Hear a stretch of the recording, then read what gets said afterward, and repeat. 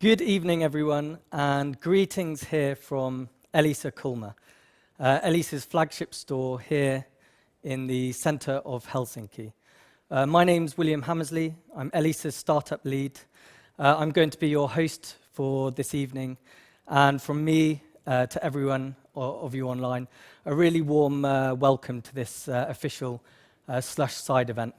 And many of you surely have been hearing already about Elisa.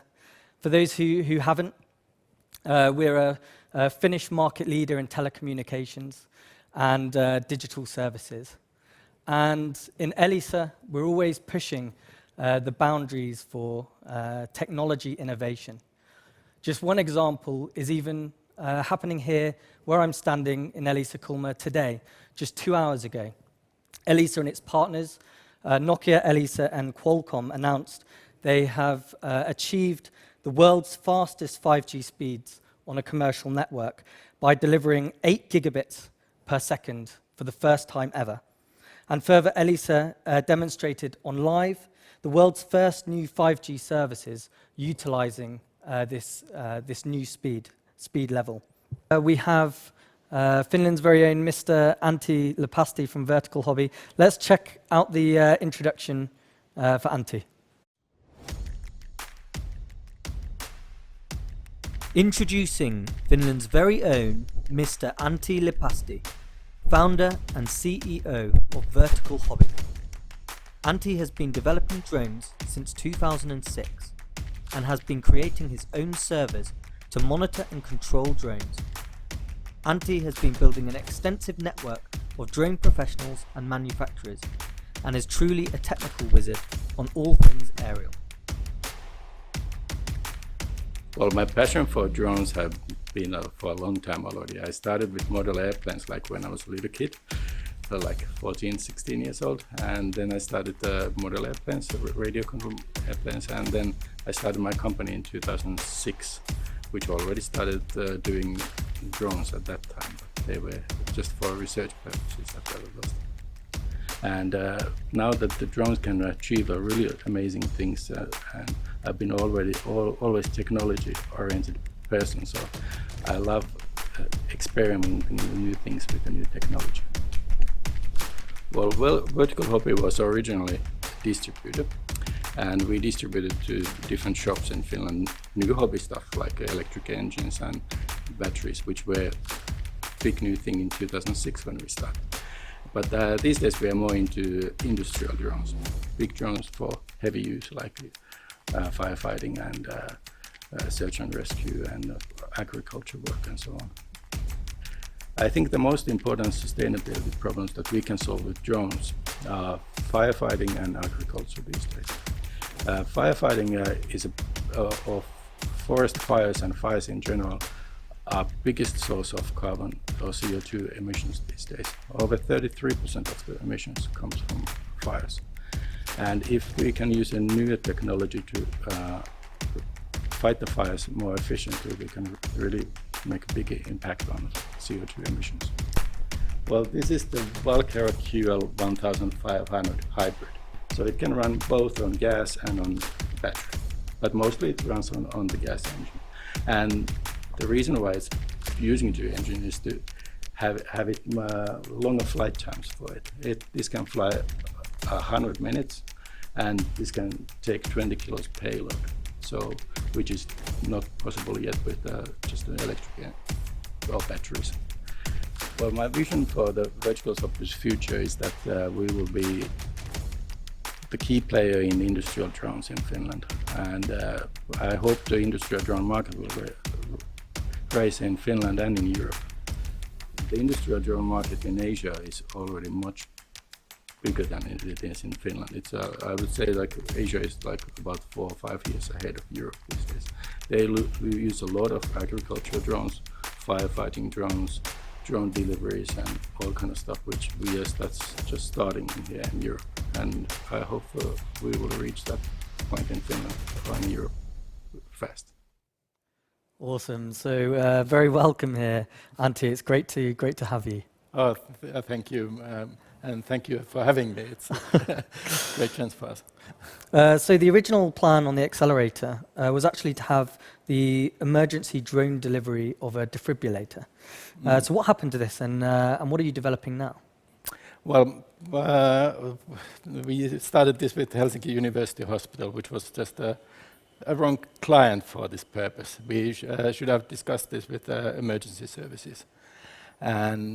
But actually, when we started this project, they had studied this in Stockholm, and they found out that the drones can deliver these defibrillators 4 times faster than an ambulance. And actually now they started the project in Sweden already. Now they're doing this already in Sweden, so the damn Swedes, they got before us. So you've been developing now some other projects. Maybe you tell a bit about those ones. Yeah, well, we have been having now 50 flights with City of Helsinki, and they're different units, and we've been doing a lot of interesting stuff, like we've been doing this like oil spill management. So we have this heavy drone, so we've been carrying this oil the booms that can suck oil, and this drone can carry 3 to 4 of these big booms, and it can suck up to 800 liters of oil. And we have been doing work with that, finding these kind of plants that we need to destroy, and all kind of that kind of aerial 360 studies. So a few projects, and you've also been collaborating with AI for Sight on providing 360 aerial footage for construction.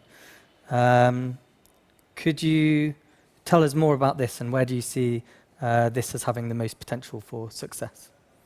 Well, yeah, this kind of building site project management and the safety is really a big issue, and this AI for Sight has been doing that with artificial intelligence. But now what we add to that is that they've been doing this with the normal drones, which just shoot one angle, and now we have 8K 360 cameras, so we can shoot all the angles. We can see the whole construction site at once.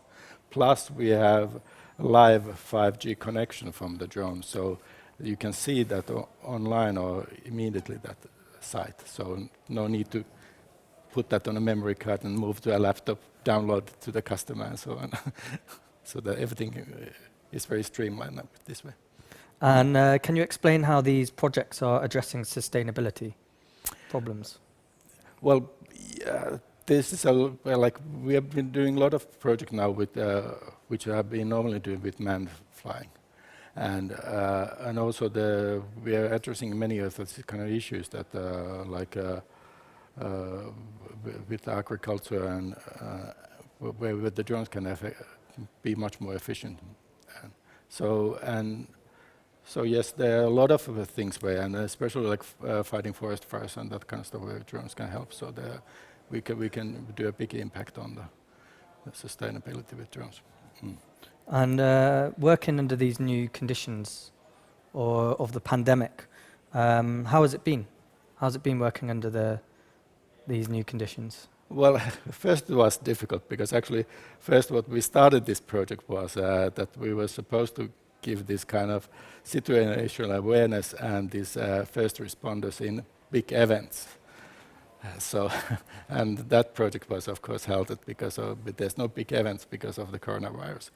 But otherwise, like this coronavirus has, made people more aware of drones and are interested more about drone technology because they have been used many countries for fighting the coronavirus, like in China and USA and Spain. They've been using drones to spray areas and disinfect areas.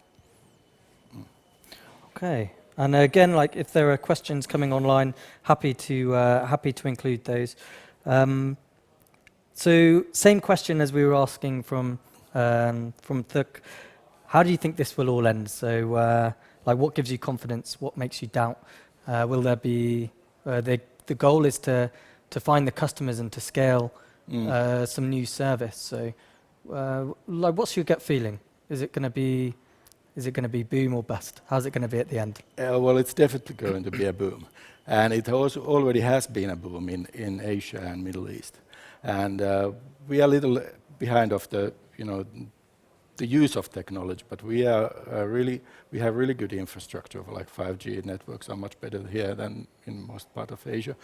And also we have a good drone research in Finland. So I think if we just pull this all together, then we can really make fantastic projects with drones. Okay, awesome. Yeah. Well, thanks very much for your time, Antti. Great to have you here. Yeah, no, thanks you for having me again. And now moving on. So next up we have coming all the way from China, Mr. Bert Zhou, and let's have an introduction of Bert.